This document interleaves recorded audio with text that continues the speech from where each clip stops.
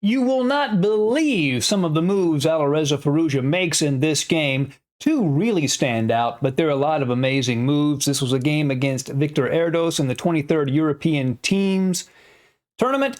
It's a classical time control. Welcome to Chess Dog. Let's jump right in. Viktor Erdos, who's rated 2615, has the white pieces. Alireza Firouzja has the black pieces. E4, C6, knight F3, D5. Alireza plays the Caro-Kann. Knight C3, bishop to G4. We have the two knights. The other option here is DE4. Bishop to G4, the two knight system against the Caro-Kann. H3, bishop takes, queen takes. So what black wants to do, he's giving up the two bishops. So white has the two bishop advantage, but he's going to build a wall on light squares with his pawns to take care of the fact that he gave up his light squared bishop. E6, D4, white wants to gain the center and open the position up for his two bishops. Knight to F6. Now this is an invitation for white to grab space with E5. And after knight D7, queen to G3, keeping the bishop at F8 from developing, white has a really good score here, but I don't know why. Black's position looks really good to me. Basically, he has a French advance with his bad problem C8 bishop off of the board. And I think white understood this, so he did not go into that position. Instead, he exchanges on D5, and this gives Firouzja a choice. He can play ED5 and get basically a French exchange variation structure, or he can do what he actually did in the game, which is CD5. And here we get a Carlsbad structure with the pawns for black pointing to the queen side, the pawns for white pointing to the king side. Bishop to D3, knight to C6, hitting the D4 pawn, knight to E2, defending it, H6 to keep a bishop out of G5, and now C3, solidifying the center and keeping a knight out of B4. Bishop goes to D6, bishop to C2. Not really sure why he plays this move. Maybe the idea is to move the queen here and set up a potential battery, but it seems a little slow. Rook to C8, putting the rook to the half-open file, and G4. A very aggressive move. Viktor Erdos gains space on the king side, but he's making a pawn move. He is creating some weaknesses, but I think his logic is, well, where's black going to put his king? It's in the center, and if he goes short, I mean, he can't castle on the queen side. And so if Firouzja castles short, he's got these pawns here ready to attack. And this is when Firouzja comes up with a brilliant idea. This is the first sort of amazing move in this game. If I, was watching a game and saw this, I think my jaw would drop. The move Alireza Firouzja plays in this position is king to D7. I said, well, did you grab the wrong piece? Did you mean to grab your queen? No, king to D7. He's going to march his king over and artificially castle on the queen side and then try to take advantage of white's pawn weaknesses. Absolutely brilliant. G5 is played, pawn takes bishop G5. So now white does have his bishop on the G5 square, but he also has a couple of weaknesses, one here at F2 and a half-open file at H3. King continues his journey, white castles long, king to B8, rook D to G1. So white is gearing up on the king side, putting the rook on the half-open file. Now, in this type of structure, black normally plays something called the minority attack, where they launch these queenside pawns up the board to create pawn weaknesses in white's position. But of course, he can't do that here because his king is at B8, so you can't move the pawns that are directly in front of your king. Or can you? This is the second most unbelievable move in this game. Firouzja does exactly that. After moving his king to B8, he plays B5. He plays the minority attack idea, even though he's removing all of the pawn cover from his king. This is classic Alireza Firouzja chess here. Really amazing stuff. A3, A5, keeps going ahead. I think he's thinking, yes, my king is exposed, but if I can open up these lines, white's king is going to be exposed too. He's also very concrete. He calculates all of these moves. Queen to D3, hits B5.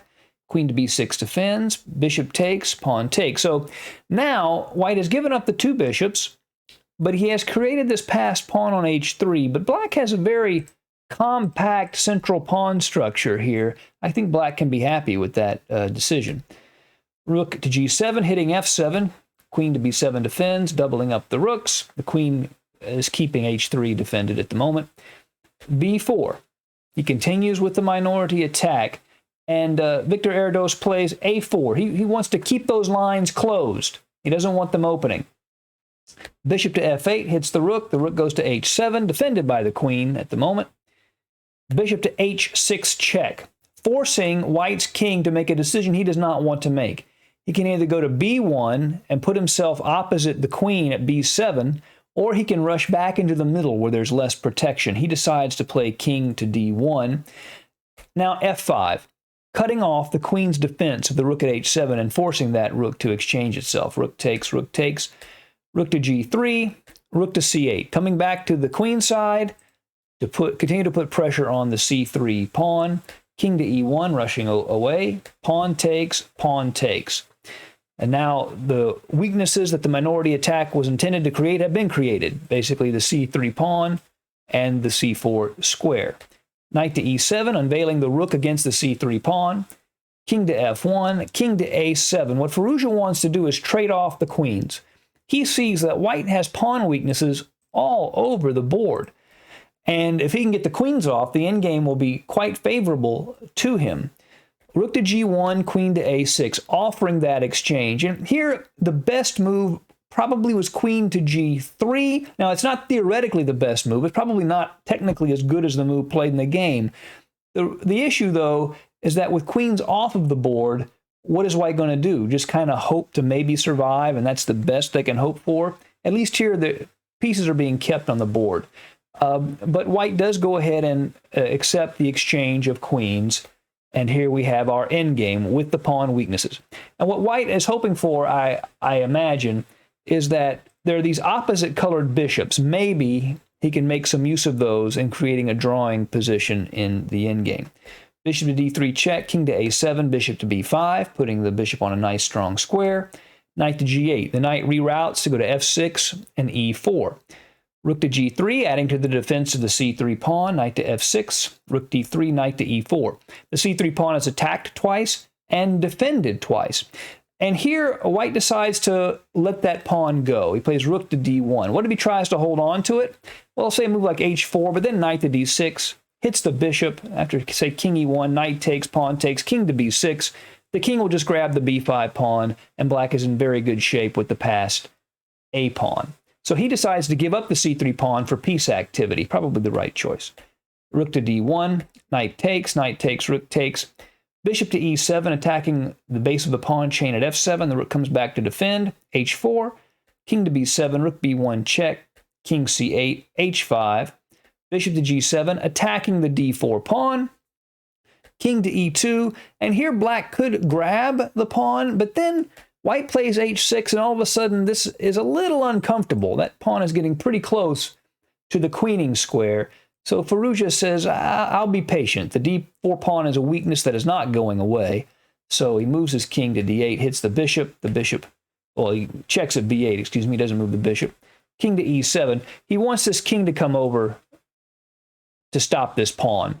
And that way he won't have to worry about it. And then he can take advantage of the weak pawn at d4. Bishop to b5, king f6, king d3, king g5. Rook to a8, obviously attacking black's pawn at a5. King takes, rook takes. So White has a passed a pawn, but again, just 3 pawn weaknesses, and this really nice compact structure for black in the center is very strong. That places up a pawn. King to g4, the king comes in, wants to come into f3. Rook to a6, king to f3, penetrating deep into black's position. Rook to c6. So White would love to trade off that rook.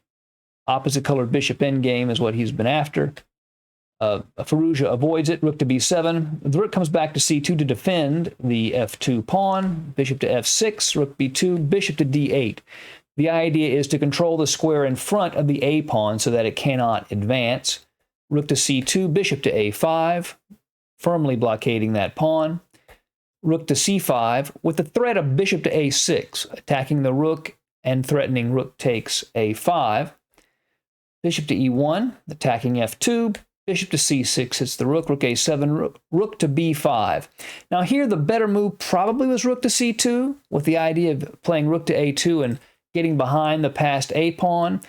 But he sets up a little trick, but it's one of those tricks that you should go ahead and fall for. And Firouzja does. He sees that it doesn't work, and he takes the pawn at a4. And after rook to d5, he grabs the pawn and unleashes an attack on the rook. Unfortunately, there's one little wrinkle. Rook to a3 check, and he gains that tempo, and now the rook on d5 will be lost, and black has a decisive amount of material, and Viktor Erdos resigned, and Firouzja won. So an amazing game from Firouzja, particularly that queen march to the queen side and then moving the pawns in front of his king in the minority attack. Classic Alireza Firouzja chess. I hope you enjoyed the game. See you again soon at Chess Dog. Goodbye.